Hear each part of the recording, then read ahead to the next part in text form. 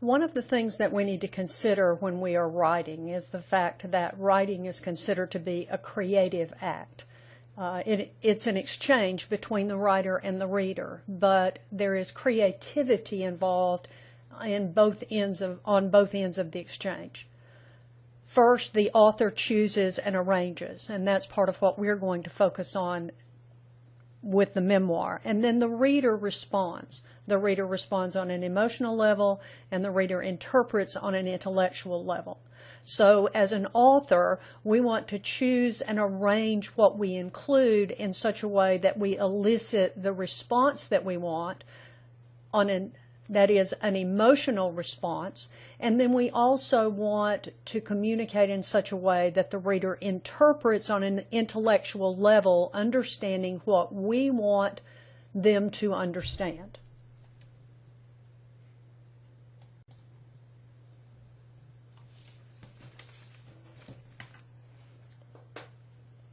Even when we're recounting a true story, we have to choose and arrange.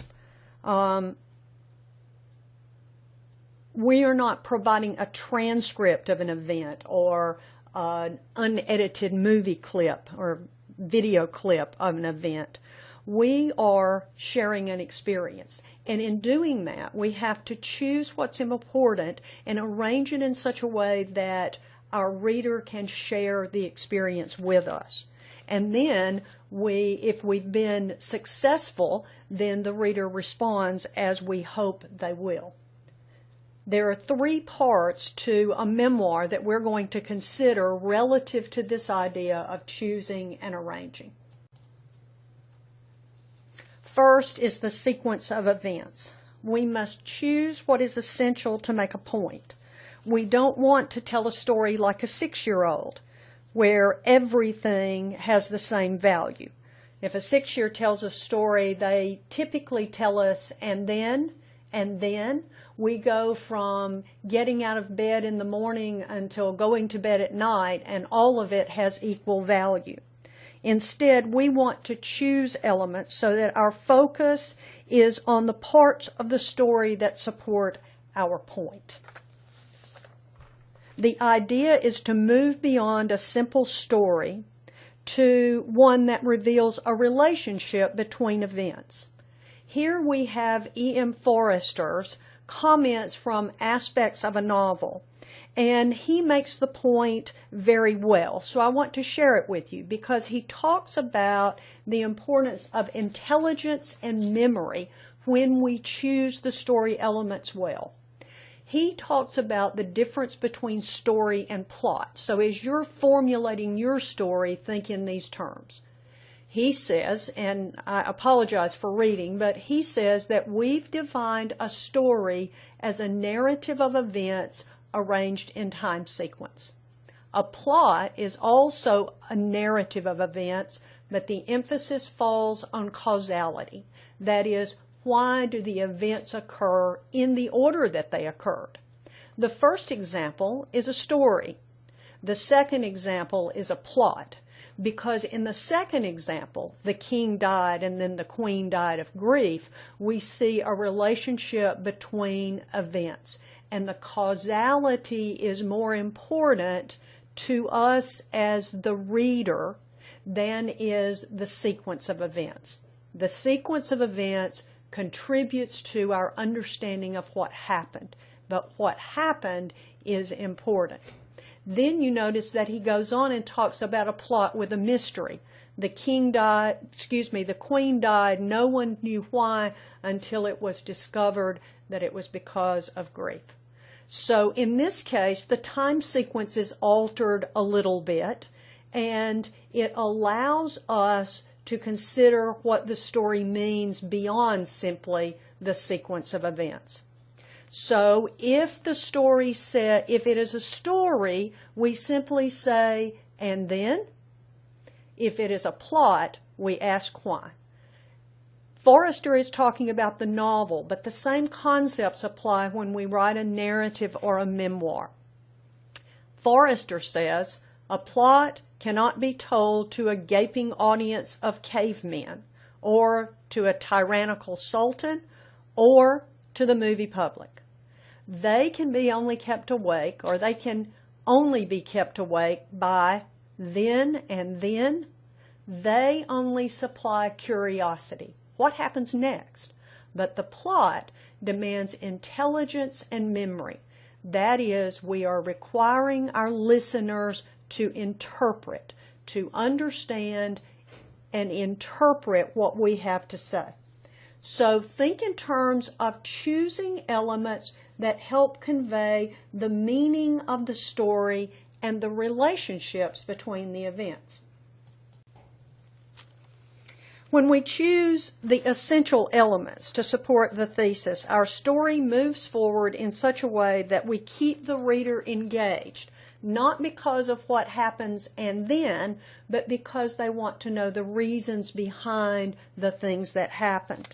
If you're telling a story, say, about your first fishing trip, you don't need to tell what you had for breakfast unless it's important. Let's say you went deep sea fishing and what you had for breakfast affected how you felt and resulted in certain things happening or not happening on the trip. Choose your pieces of information based on what you're trying to communicate with the story, what's important. So we're looking at writing as a creative act.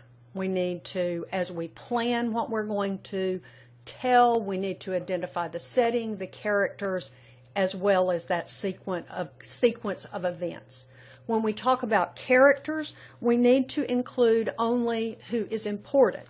When we talk about setting, we spend enough time based on what's important.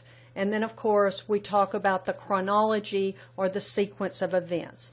Let's consider setting first. Here it says that you can change it as the action changes if you go from place to place. It may be established in the telling of the story, or you may use a general paragraph to set it up. You can introduce the setting in the introduction. It can come in the first paragraph of the body. But here are some things to consider. Depending on the importance of the setting, it may be established by a quick reference. Climbing into the truck on a warm afternoon lets me know I'm in the that we're in the summertime and that the vehicle has something significant to play in the telling of the story. If I say that the wind howling through the trees was unsettling because the snow was covering the road, I know that we're on a road, we're traveling, and that it's wintertime. So the setting can be established in the telling of the story. Second, if it's central to the story, you may spend more time, even a paragraph, establishing it. Your goal is not to tell your reader about where you are, but to have them share the experience with you. If I want to tell, I can tell a reader about a poorly planned camping trip, but I can share the experience by describing the rain, the wet sleeping bag, the bone-chilling cold, and packing my wet equipment the next morning. There, the setting is essential to the story, and so spending more time on it is important. So there are a number of places that you can establish the setting, but you certainly want to establish it at some point. We've talked about the sequence of events. Typically, we go in order. Forrester's comment about the plot tells us that there are other ways that we can sequence events, but before we make any changes, we first want to decide what order they took place. Put them in sequential order, and then you can decide if you need to adjust that in order to tell your story more effectively. The third thing that we are considering is characters. Who is included in the essay? Again, we choose what's essential to advancing the story. You don't need to include everyone, even if they were there. Think in terms of whose voices will contribute and who had a real part in the plot or the action of the story.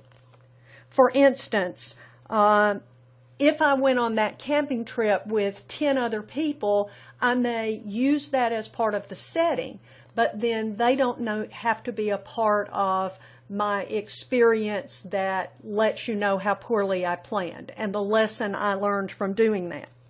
If my story takes place at the scene of a traffic accident, I can establish the setting, including the crowd.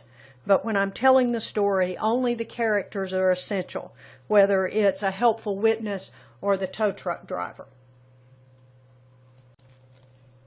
Another important part that the characters play is that of speaking. What they say and how they say it can help advance the story or contribute to it. When using dialogue, the character's exact words can be important detail in the narrative. Again, you choose what you include. You don't have to recount a complete conversation, but you certainly can let the speaker's words help tell the story. Also, characters get to sound like people talk. They may sound like Southerners, saying gonna and did ya, or I reckon so. You can spell words phonetically, like the words sound. Just use quotation marks so you know that you have a speaker who's saying those things. There are some example stories that I'm going to have you look at, and when you do that, you can see how those writers incorporated dialogue. So here are our essential elements: the sequence of events, the plot or relationship between those events, the setting, the characters, and then who's telling the story. You can tell it in first person. That's certainly legitimate.